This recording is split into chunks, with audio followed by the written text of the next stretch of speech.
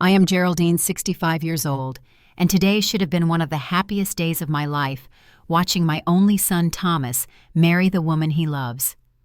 After raising him alone since he was 10, I thought nothing could dim the joy of this moment. That is until his bride Amanda approached me at the reception. "Can you stand by the bathroom wall so you don't ruin the wedding photos with your age?" she said with a smile. If you're watching this and wondering what happened next, or what was in that gift box I took back, let me know where you're watching from and hit that like and subscribe button to find out what they lost forever. I never expected to be a single mother, but life had other plans. When Thomas was just 10 years old, my husband David suffered a massive heart attack while jogging through our neighborhood park. One minute we were a complete family discussing vacation plans for the summer, and the next I was explaining to my son that Daddy wasn't coming home. The grief was overwhelming, but Thomas needed me more than ever. Those early years were hard.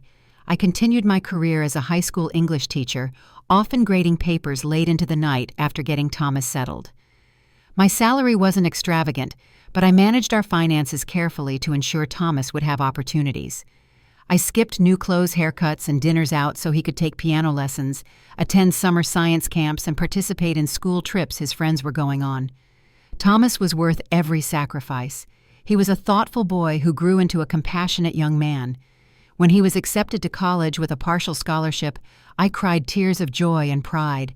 I took on extra tutoring jobs to help cover the remaining costs, determined that he wouldn't start adult life burdened with loans. "Mom, you've done enough," he would say during our weekly phone calls. "You need to think about yourself now." But supporting him wasn't a burden. It was my greatest joy. Watching him walk across the stage at graduation, I felt like my heart might burst with pride. After college, Thomas pursued his dream of becoming an architect. He had always been fascinated by buildings, constantly sketching designs even as a child. His natural talent combined with rigorous training paid off when he was hired by a prestigious firm in the city. Within 5 years, he was leading his own projects and building a solid reputation in the field. Throughout his 20s, Thomas had a few serious relationships. I welcomed each girlfriend warmly, though I privately thought none quite matched his intelligence and ambition. When things ended, I was there with comfort food and a sympathetic ear, but never judgment. I always told him the right person would come along when the time was right. Then at 32, Thomas called me more excited than I'd heard him in years. "Mom, I've met someone special. Her name is Amanda, and I really want you to meet her." 2 weeks later, I was driving to the upscale apartment Thomas had purchased the previous year for a dinner party he was hosting specifically to introduce me to Amanda. I wore my nicest dress and brought a bottle of good wine, eager to meet this woman who had captured my son's heart. Amanda was undeniably beautiful, with perfectly styled blonde hair and an elegant black dress that looked designer. She greeted me with a polished smile and air-kissed my cheek. "So lovely to finally meet you," she said, giving me a quick once-over. "Thomas talks about you constantly." Throughout dinner, I observed their interactions. Amanda was clearly intelligent and ambitious, working as a marketing executive for a luxury brand. She spoke confidently about her career achievements and future goals. Thomas gazed at her adoringly, jumping in to highlight her accomplishments whenever she displayed even a hint of modesty. What struck me most, however, was how little Amanda asked about Thomas's work or interests. When I mentioned a community project he had volunteered for designing a playground for underprivileged children, Amanda quickly redirected the conversation to a celebrity gala she had recently attended. Still, Thomas seemed happier than I'd seen him in years, so I pushed my concerns aside. As I was leaving that evening, he hugged me tightly. "What do you think, Mom? Isn't she amazing?" "She certainly makes you happy," I replied carefully. "That's what matters most to me." Over the next few months, I saw less of Thomas than usual. He explained that between work deadlines and spending time with Amanda, his schedule was packed. When we did meet for our monthly lunch, the conversation invariably centered around Amanda's latest achievement or social connection. Then came the surprise engagement announcement. After only 6 months of dating, Thomas called to tell me he had proposed and Amanda had accepted. While I expressed joy inwardly, I worried about the whirlwind pace. Thomas had always been methodical and careful in his decisions, but Amanda seemed to have swept him into a different rhythm altogether. "Are you sure this isn't too fast?" I ventured gently during one rare moment alone. "When you know, Mom," he replied with the certainty of the newly in love. "Amanda is everything I've been looking for." I nodded and smiled, keeping my reservations to myself. Thomas was an adult, and I respected his decisions. If Amanda was his choice, then I would welcome her into our small family with open arms. After all, I reminded myself I had only seen glimpses of their relationship. Perhaps behind closed doors, they shared a deeper connection than was visible to outsiders. Little did I know then how quickly those open arms would be pushed away. The wedding planning began almost immediately after the engagement announcement. Amanda declared their wedding would be the social event of the season, scheduled at an exclusive venue just 10 months after Thomas had proposed. From the very beginning, it was clear who was in charge. "Amanda has exquisite taste," Thomas explained when I offered to help with arrangements. "She's been planning her dream wedding since she was a little girl, so I'm happy to let her take the lead."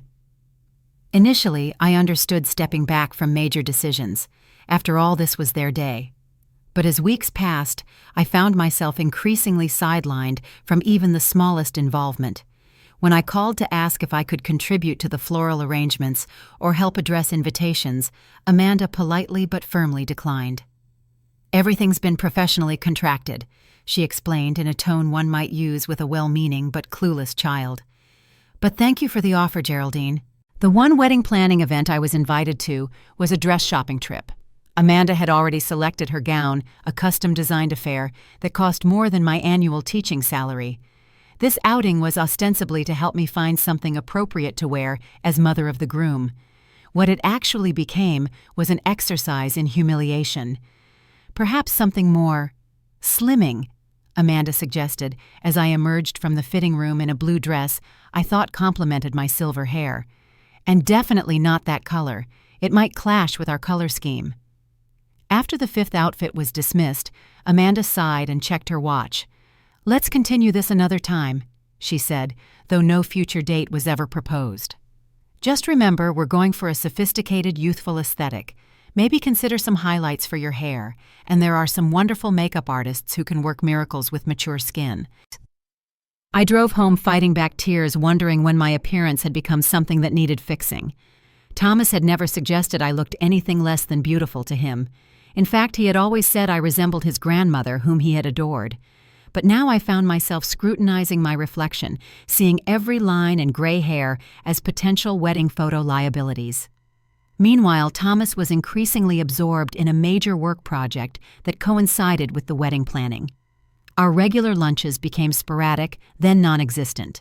When I called, his responses were distracted and brief. I told myself he was just busy balancing work and wedding preparations, that this distance was temporary. As the wedding date approached, Amanda's vision of a Pinterest-perfect celebration grew more elaborate and exclusive. I learned the guest list included numerous business connections and social acquaintances, but only a handful of Thomas's longtime friends. My brother and his family. Thomas's only close relatives on my side received invitations, but were seated at distant tables according to the seating chart I glimpsed during the rehearsal dinner. That rehearsal dinner itself became another painful milestone. Though traditionally hosted by the groom's family, Amanda's parents had insisted on arranging everything.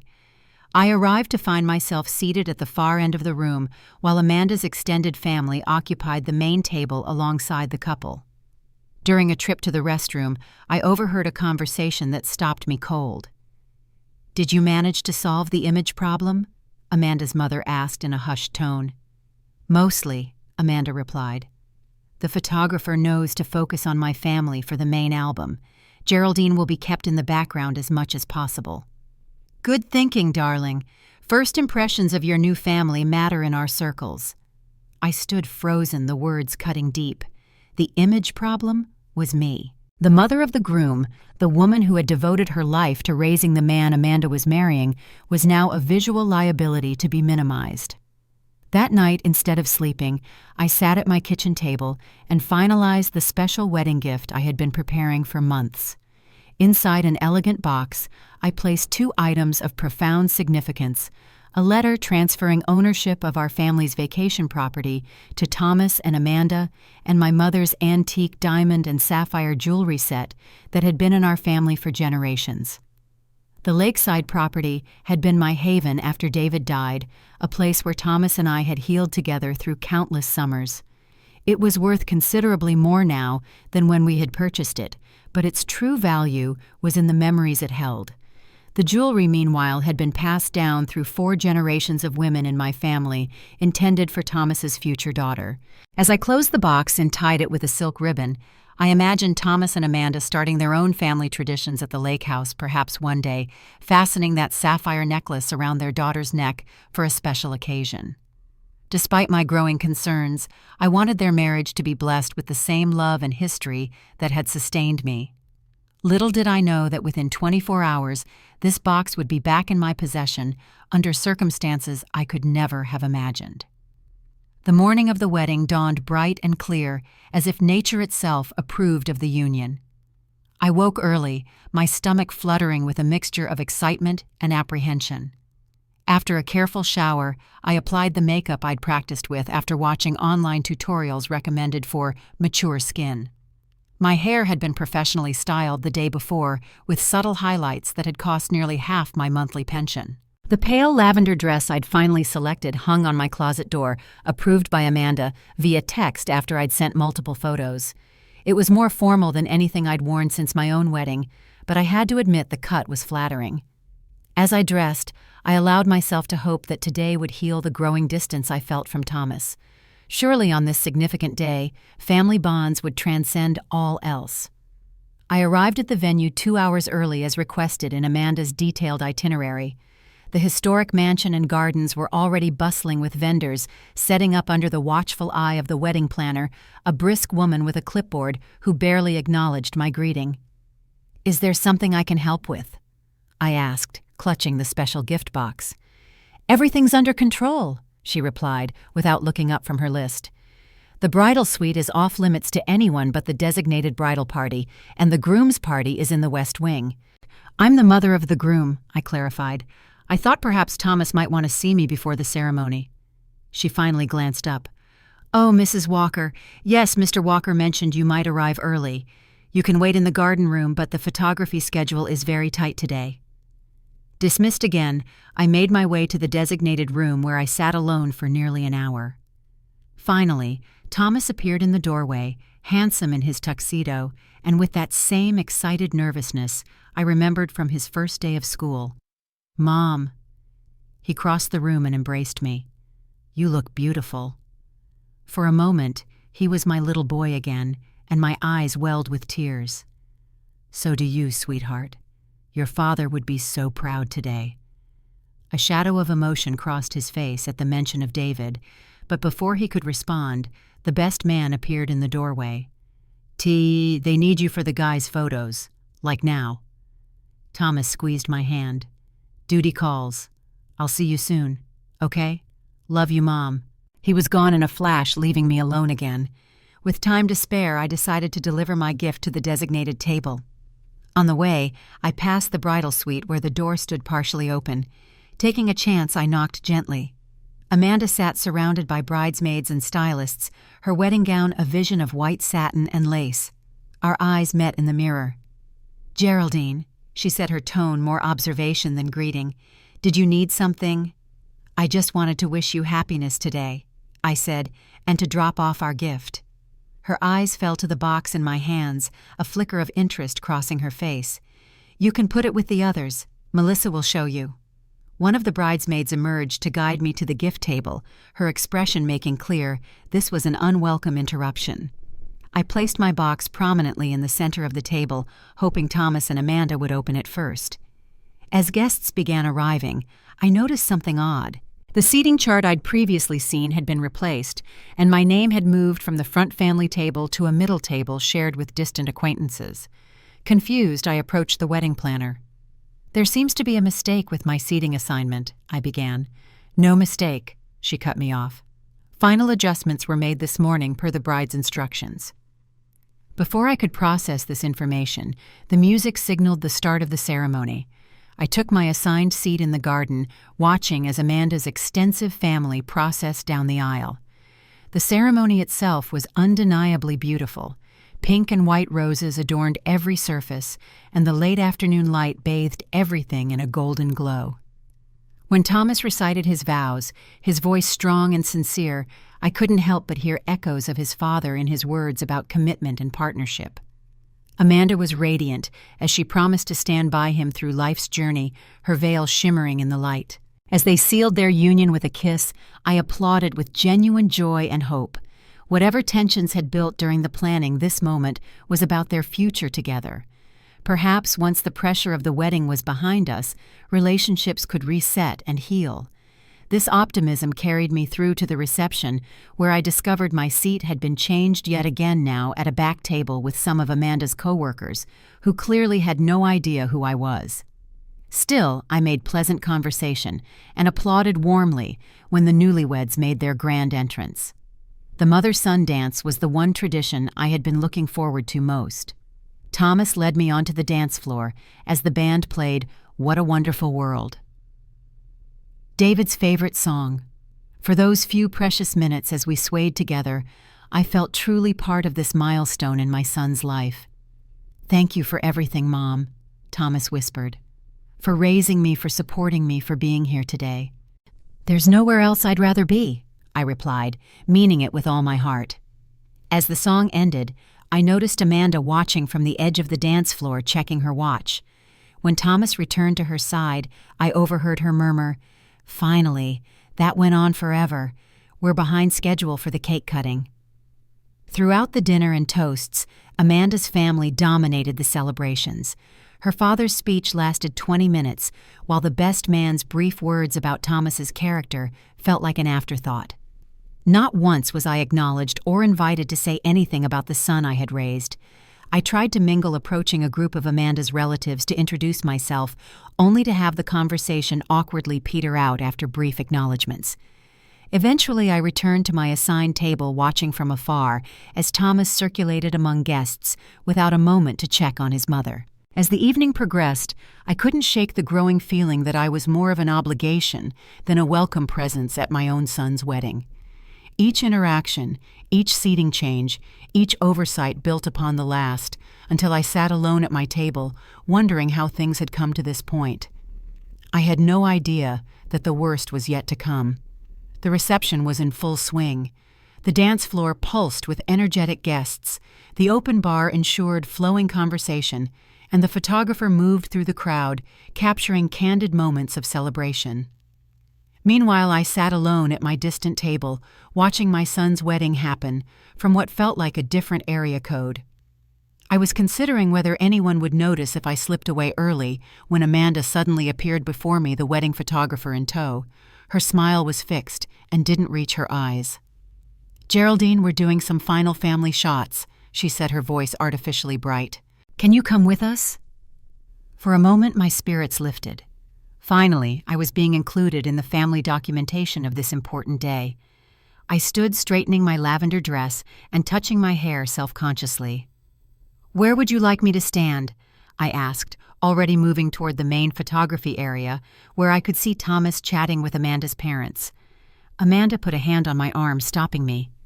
"Actually, we need you over by that wall," she said, pointing toward the far side of the venue.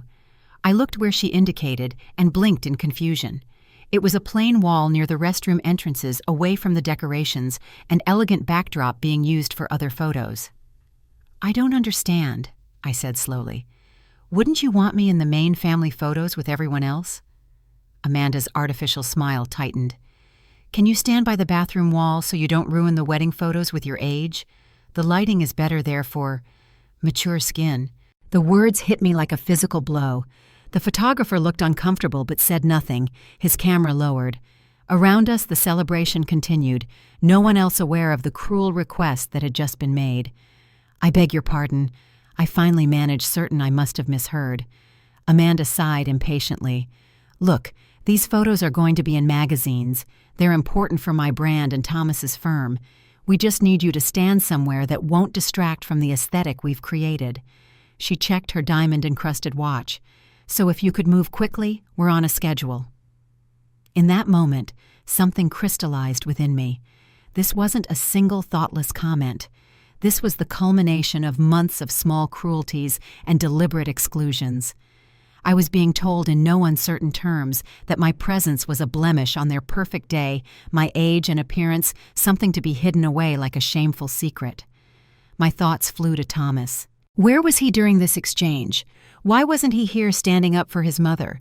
The realization that he had either approved this treatment or was being kept unaware of it brought a different kind of pain. I looked past Amanda to the crowded reception. My son was nowhere in sight, probably pulled into another photo opportunity or conversation with his new in-laws. The wedding planner was watching our exchange from a distance, clipboard clutched to her chest. A strange calm settled over me. Throughout my life, I had made compromises. I had swallowed hurt feelings and put others first, especially when it came to Thomas. But in this moment, I understood that allowing this treatment wasn't a compromise. It was surrendering my dignity. "No," I said quietly. Amanda blinked clearly, unaccustomed to refusal. "Excuse me." "No," I repeated, my voice stronger. "I will not stand by the bathroom to hide my age in your photos." "Don't be difficult," she hissed, her pleasant facade cracking. "It's just a few pictures." "It's not about the pictures, Amanda. It's about respect, something I haven't been shown much of today." The photographer took a step back, pretending to adjust his equipment, while Amanda's cheeks flushed with anger. "This is my wedding day," she said. "Everything needs to be perfect." "And I'm the mother of the groom," I replied. "Not a prop to be positioned or hidden as you see fit." I didn't raise my voice or make a scene, but within me a decision had formed. With the same quiet dignity I had taught literature with for 30 years, I turned away from Amanda and walked directly to the gift table. Among the pile of elegant packages, my special box sat where I had placed it hours earlier. I picked it up, holding it close to my chest. The weight of what it contained, both physically and emotionally, felt significant in my hands. Amanda had followed me, confusion now, mixing with her annoyance. "What are you doing? Those gifts haven't been opened yet." "This particular gift," I said, meeting her eyes steadily, "was given conditionally on the assumption that I was welcoming a daughter who valued family history and mutual respect. I no longer believe that's the case." "You can't just take back a wedding gift," she sputtered, looking around as if for support, but we were momentarily alone in this corner of the reception. "Actually, I can. This still legally belongs to me until you open it." I tucked the box securely under my arm. "Please tell Thomas I love him very much, but I won't stay where I'm not respected." Amanda's mouth opened and closed momentarily, at a loss for words. When she found them, they were cold and dismissive. "Fine. Leave if you want to make this about you. Thomas will understand that you're just being sensitive." The casual cruelty of her response only confirmed my decision. Without another word, I walked toward the exit, passing tables of guests who barely noticed my departure. No one called after me or tried to stop me, not even Thomas, who remained unaware that his mother was leaving his wedding reception alone. The drive home was a blur of streetlights through tears I could finally release. The beautiful day had turned into something I never could have imagined when I woke that morning, full of hope and love for my son. Now I clutched a gift box containing treasured family legacies that would remain unshared, at least for now. As I pulled into my driveway, the weight of what had transpired settled fully on my shoulders. In standing up for myself, had I irrevocably damaged my relationship with my son? Would Thomas understand when he learned what had happened, or would Amanda's version prevail? Inside my quiet house, I placed the gift box on my kitchen table and finally allowed myself to break down completely. The sobs that racked my body were for more than just this day. They were for the son I feared I was losing and the future family connections that seemed to be slipping away before they'd even begun.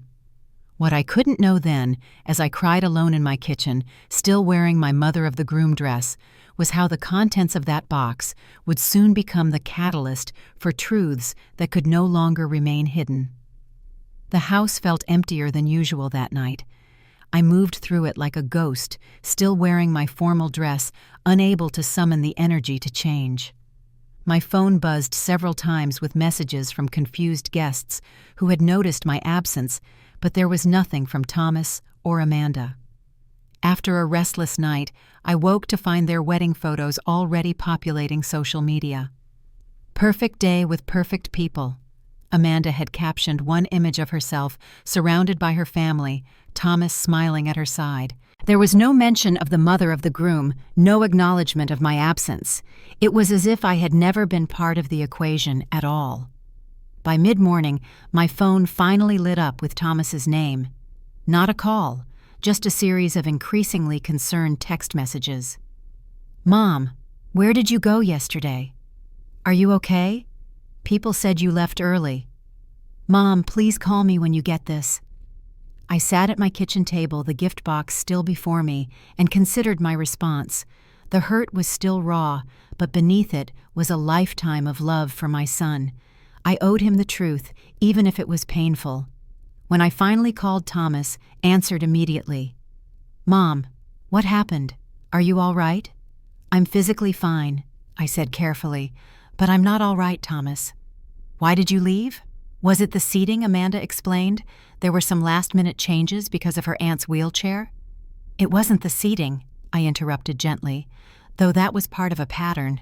"What pattern, Mom? You're not making sense." I took a deep breath and recounted what had happened with Amanda, trying to keep my tone factual rather than accusatory.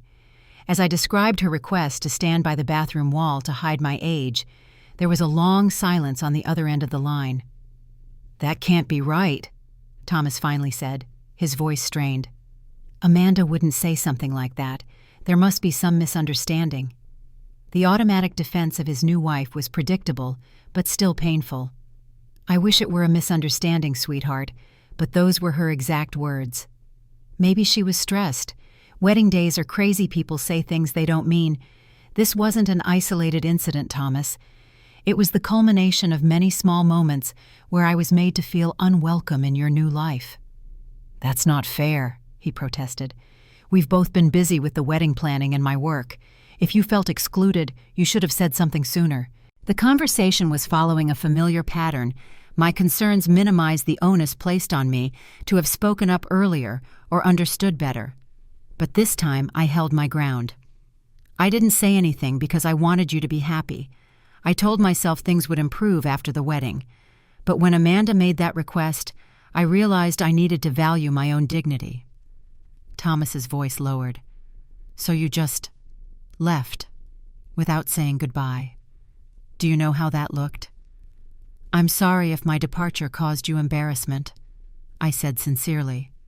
"That wasn't my intention, but I couldn't stay and pretend everything was fine when I was being treated like something shameful to be hidden away." There was rustling on his end of the line, and I could picture him pacing as he often did when upset. When he spoke again, his tone had changed. "The wedding coordinator mentioned something about you taking a gift back. Is that true?" So we had arrived at this part of the conversation. "Yes," I said simply. "I did." "Mom, you can't just take back a wedding gift. What were you thinking?" "I was thinking that what I planned to give you represented our family's history and future. It wasn't just a toaster, Thomas. It was something meant for a daughter-in-law who would value family connections." "What was it?" he asked, curiosity tempering his irritation. I hesitated, then decided complete honesty was necessary. "The deed to the lake house transferred into your and Amanda's names, and Grandma Eleanor's sapphire jewelry set intended for your future daughter." The silence that followed was profound. Thomas knew the significance of both items. The lake house had been our sanctuary after his father died, the place where we had healed together. The jewelry was our most precious family heirloom, worn by generations of women during significant life moments. "You were giving us the lake house," he finally whispered. "Yes, and now I'm not sure that was the right decision." Another long pause. Amanda mentioned the jewelry. Somehow she knew about it already. This caught me off guard. How could she know I never discussed it with her? "I might have mentioned it once," he admitted. "She asked about family heirlooms for some wedding tradition thing. She seemed really interested in it."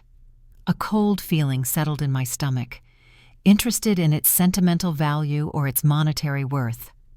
"Mom," he warned, "don't start making accusations." "I'm not accusing.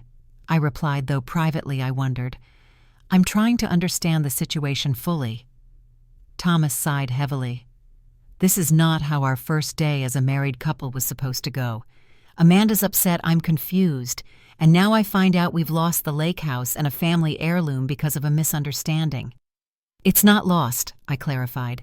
It's just not gifted at this time. And Thomas, this wasn't a misunderstanding. It was a moment of clarity for me about how I'm viewed in your new family dynamic. What do you want me to do here, Mom? I just got married yesterday. I can't exactly... He broke off, and I heard Amanda's voice in the background, asking who he was talking to. There was a muffled exchange before Thomas came back on the line. I have to go. We have the farewell brunch with Amanda's family. Can we talk about this later? Of course, I said, though my heart ached at the ease with which I was once again set aside. I love you, Thomas. That hasn't changed. Love you too, he responded automatically before ending the call. I placed my phone on the table and stared at the gift box. For 30 years, my priority had been Thomas's happiness and well-being. Now I needed to find the balance between supporting my son and maintaining my own self-respect. What I didn't realize was that my decision to leave the wedding would trigger events that would force Thomas to see truths he had been avoiding about his new marriage and ultimately lead us all to a crossroads none of us had anticipated. A full week passed without further contact from Thomas or Amanda. I knew they had gone to Italy for their honeymoon, but the silence still felt significant. In previous years, Thomas would have texted me upon arrival at any destination, sharing photos and anecdotes. Now my knowledge of their trip came only from Amanda's perfectly curated social media posts. During that quiet week, I moved through stages of grief, anger, and eventual calm resolution. At first, I questioned my actions. Had I overreacted? Should I have stayed at the wedding despite the humiliation? Was I sabotaging my relationship with my son over pride? But each time those doubts crept in, I remembered Amanda's dismissive words and expression. I recalled the pattern of exclusion throughout the wedding planning and the day itself, and I knew that accepting such treatment would have set a precedent for all our future interactions. My closest friends provided much-needed perspective when I finally shared what had happened. Catherine, my colleague from teaching days, was particularly supportive. You didn't leave over one comment, she assured me over coffee in my kitchen. You left because of a culmination of disrespect. There's a difference between compromising and being a doormat. On the 5th day after the wedding, an unexpected visitor arrived at my door. Robert Thomas's godfather and David's best friend stood on my porch with concern etched on his kind face. I've been worried about you, Jerry, he said, using the nickname only people who had known me before Thomas was born ever used. I saw what happened at the reception. I invited him in, grateful for the presence of someone who had known my family for decades. As we sat in my living room, Robert confirmed what I had experienced wasn't isolated or imagined. Amanda was challenging throughout the day, he said diplomatically. I overheard her speaking to her mother about seating arrangements. Your name came up, and not kindly. Did Thomas hear any of this? I asked, desperate to know if my son had been aware of how I was being treated. Robert shook his head. He was being kept busy, shuttled from one group to another. I got the impression it was deliberate. This provided some comfort. Perhaps Thomas wasn't complicit in the subtle exclusions and disrespect, just oblivious. It was a small distinction, but important to me. The thing is, Jerry, Robert continued carefully, I've known that boy his entire life. The man I saw at that wedding wasn't entirely the Thomas we know. It was like he was playing a role in someone else's production. His observation crystallized something I had felt but couldn't articulate. Thomas had seemed like a supporting character at his own wedding, with Amanda directing every aspect of the performance. What do I do now? I asked, genuinely uncertain about the path forward. Robert patted my hand affectionately. You wait. The honeymoon glow will fade and reality will set in. Thomas is fundamentally a good man with a strong moral compass, just like his father. He'll see the truth eventually.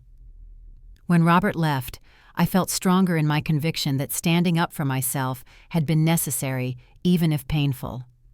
I decided to use this time to focus on my own well-being, something I had often neglected while prioritizing Thomas. I was in the garden finding therapy and pulling weeds and pruning roses when Thomas's car pulled into my driveway 10 days after the wedding. He emerged alone, looking tired in a way that transcended ordinary jet lag. My heart raced as he approached, but I remained where I was, pruning shears in hand. This was my space, and I would meet this conversation on my terms. "You're back," I said simply. "How was Italy?" "Beautiful," he replied, his eyes taking in the garden I had been neglecting until today. "Can we talk, Mom?" Inside, I made coffee, while Thomas sat at the kitchen table, the gift box conspicuously absent. I had moved it to my bedroom, unwilling to use it as leverage in our conversation. "Amanda's still upset," he began without preamble. "She feels publicly humiliated that you left the way you did." I placed his coffee before him and sat down. "I'm sorry if my departure caused a scene. It wasn't my intention to embarrass anyone." Her cousins noticed, and then people asked where the mother of the groom was during the family photos. He stared into his coffee. "It was awkward." "I imagine it was," I acknowledged. "Almost as awkward as being told to stand by the bathroom so my age wouldn't ruin the photos." Thomas winced. "About that, I talked to Amanda. She admits she chose her words poorly, but she says she was just trying to find a spot with better lighting for you. She says you misinterpreted." A familiar sensation washed over me, the feeling of being gaslit about my own experience. "Thomas, there was no misinterpretation. The photographer heard it too. He looked mortified." "Wedding days are stressful," Thomas insisted. "Things get said in the moment." I took a deep breath. "Let me ask you something. Did you know I'd been moved to 3 different tables during the reception, or that I wasn't included in any of the family photos before you found me missing, or that Amanda's mother referred to me as the image problem?" His expression told me he hadn't known. "There must have been mix-ups with the planner," he said, but the conviction in his voice was wavering. "It wasn't a mix-up, sweetheart. It was a pattern." I reached across the table and took his hand. "I don't think Amanda sees me as part of your family. I think she sees me as an inconvenience to be managed." He withdrew his hand. "That's not fair. You've barely given her a chance." "I've tried, Thomas.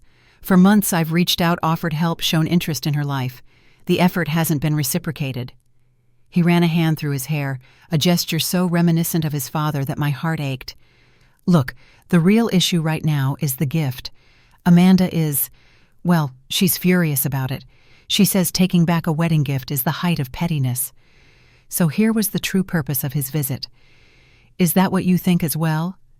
"I think," he hesitated, "I think it was an extreme reaction." "What does Amanda know about what was in the box?" I asked carefully. Thomas shifted uncomfortably. "I told her about the lake house deed and the jewelry, and her response was anger, not understanding. She said it's not about what was in the box, it's about the principle, that a gift once given shouldn't be taken back." I noted he hadn't directly answered my question. "The lake house has been in our family since before you were born. The jewelry has been passed down through generations. These aren't casual gifts, Thomas. They represent our family's history and future." "I know that," he said quietly. "Then you know why I couldn't leave them with someone who doesn't value what they represent."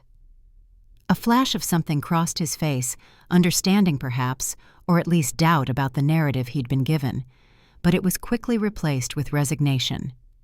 "She wants you to return the gifts and apologize. Then we can all move forward." The request was so audacious that I almost laughed. "I think you have that backwards, Thomas. I'm not the one who needs to apologize here. Mom, please, she's my wife now. I need you two to get along." "I want that too," I assured him. "But mutual respect is the foundation of any relationship. I can't pretend everything's fine when it's not." Thomas stood abruptly. "So that's it. You're choosing a piece of property and some old jewelry over a relationship with your son." The accusation stung. "That's not what this is about, and I think you know that. I'm not choosing objects over you. I'm choosing self-respect, and hoping that someday you'll understand why that was necessary." He paced the kitchen, agitation evident in every movement. "Amanda says you've been difficult from the beginning, that you've been jealous of our relationship." So Amanda had been actively poisoning his perception of me. This revelation hurt more than anything else. "Do you believe that?" I asked quietly. "After everything we've been through together, do you really think I wouldn't want your happiness above all else?" He stopped pacing, conflict clear on his face. "I don't know what to think anymore. I just know I'm caught between my mother and my wife, and it's a horrible position to be in." In that moment, I saw not the confident architect or new husband, but my vulnerable son, torn between loyalties. My heart softened. "I'm not asking you to choose sides, Thomas. I'm asking you to see the situation clearly, and I'm asking for basic respect from both you and Amanda." "And the gift?" he asked, his voice smaller.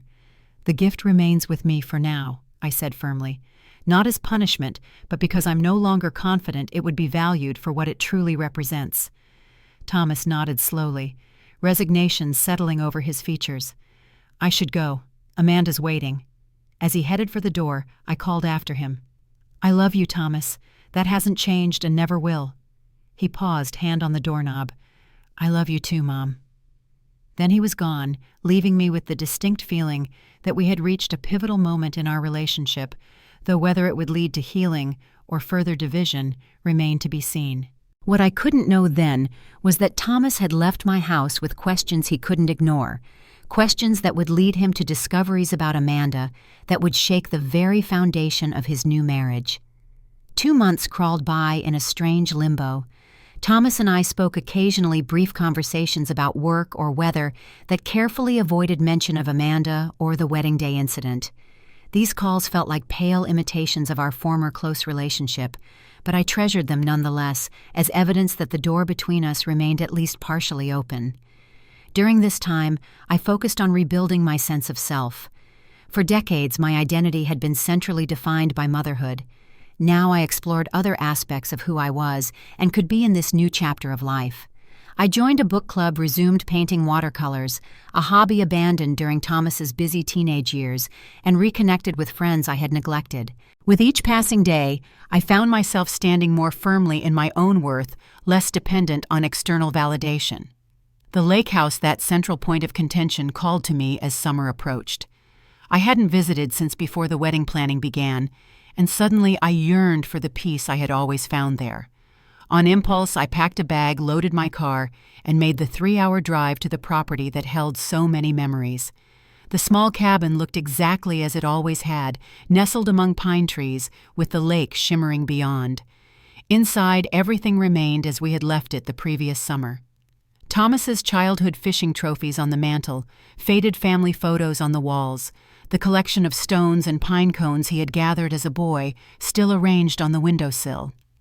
I spent the first day opening windows to release the musty air sweeping pine needles from the porch and reacquainting myself with the rhythms of lake life. That evening I sat on the dock watching the sunset paint the water gold and pink, feeling a sense of rightness in being there.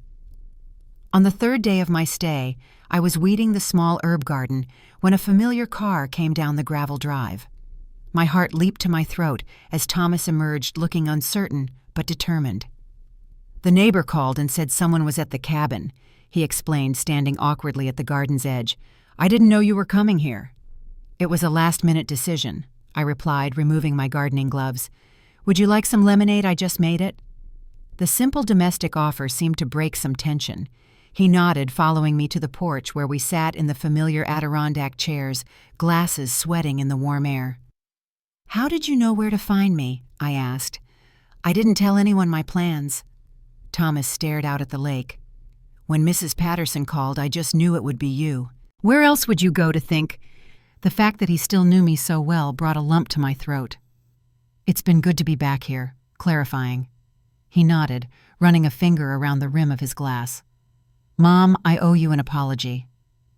These were the last words I had expected. I waited, giving him space to continue. "After our last conversation, I couldn't stop thinking about what you said, about patterns and respect." He took a deep breath. "So I started paying closer attention to how Amanda talked about you, how she handled family matters in general."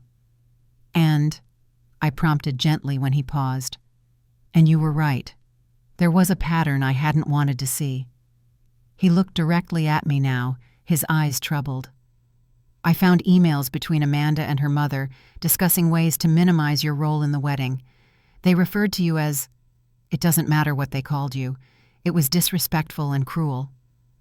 My heart ached for him for the disillusionment in his voice. I'm sorry, Thomas. I never wanted to be right about this. There's more, he continued. I discovered Amanda knew exactly what was in your gift before you took it back. She had gone through your house when we visited for dinner that time, found the deed paperwork in your study, and even located the jewelry in your bedroom drawer. This violation left me momentarily speechless. She searched my house. Why would she do that? Thomas looked miserable. Apparently her family has financial problems I wasn't aware of. Her father's business is failing, and they saw our marriage as a way to access resources. The pieces clicked into terrible place. The lake house property has appreciated considerably, I said quietly, and the sapphire set has been appraised for insurance at significant value. He nodded grimly. When you took back the gift, you unknowingly derailed certain plans. That's why she was so angry. It wasn't about principle at all. We sat in silence as birds called across the water, and a fish jumped, creating ripples in the glassy surface. The betrayal Thomas had discovered was profound, and I struggled to find words that would comfort without dismissing his pain.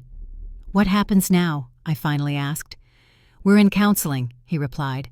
I'm not ready to give up on the marriage entirely, but things have to change dramatically for it to continue.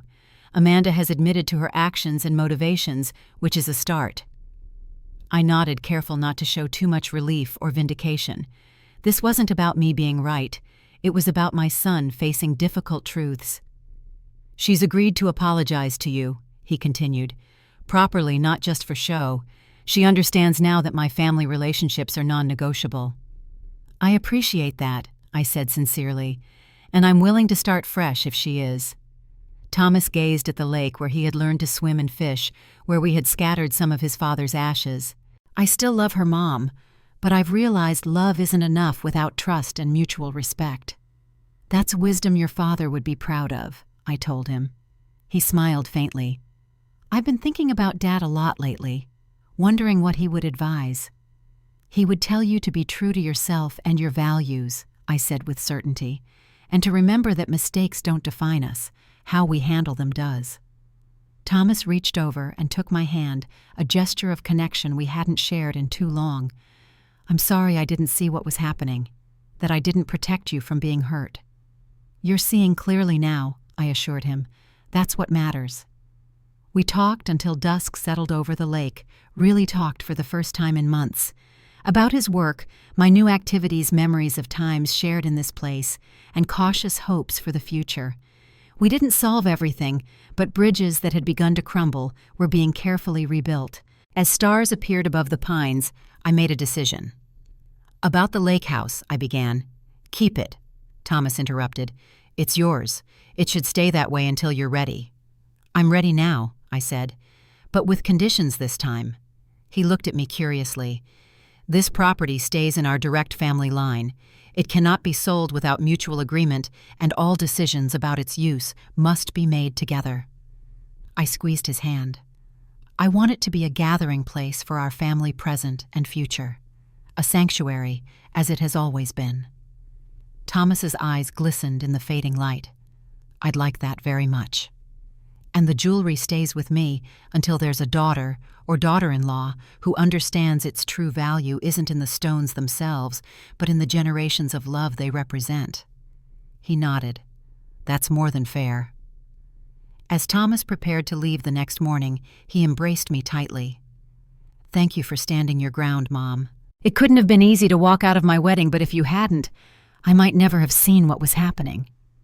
Sometimes the hardest choices are the necessary ones, I replied. I'm just grateful we found our way back to each other. On the drive home, I reflected on the journey of the past few months.